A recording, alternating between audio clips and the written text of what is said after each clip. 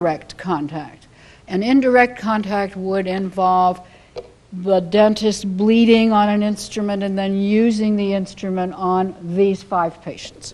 Or it might have involved, as was rumored, that the hygienist who occasionally cleaned the dentist's teeth contaminated instruments. Prophy cups were very big for a while, and then these were used again on subsequent patients. The dentist himself could have cut himself during the course of a procedure or before or after, and then used that instrument on these patients. We do know that his disinfection, sterilization practices were not marvelous, but they also weren't terrible.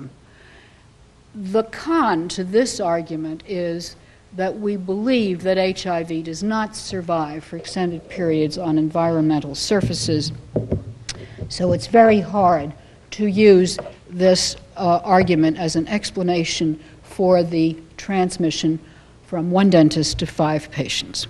Now let me say a couple of things that I want you to take away with you, very strongly ingrained in your mind. The CDC does not have an explanation for this. The CDC has never said it was cross-contamination. The CDC has never said, yes, we have proof that it was a direct blood-to-blood contamination. The CDC has never said the man was demented and murdered 5 patients. So the answer to this is don't torture yourselves trying to figure it out, because you're not going to be able to do it. But I will tell you this. The Florida case is not dentistry's alone. It's not anything you should blame on dentistry.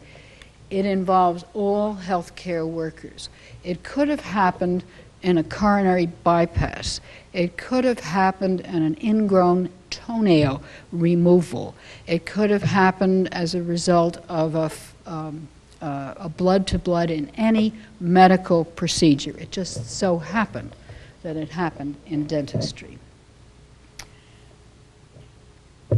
You have seen now in this presentation how AIDS has grown exponentially in all the countries of the world. You have seen the dire predictions about where it's going.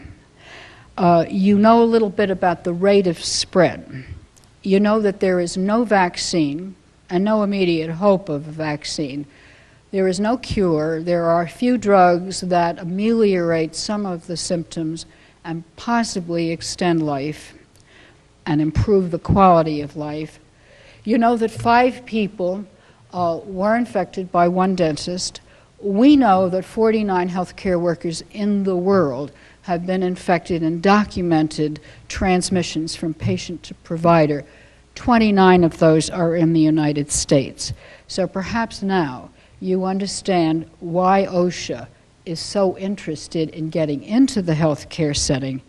And so when we return, we will look at the OSHA bloodborne pathogen standard.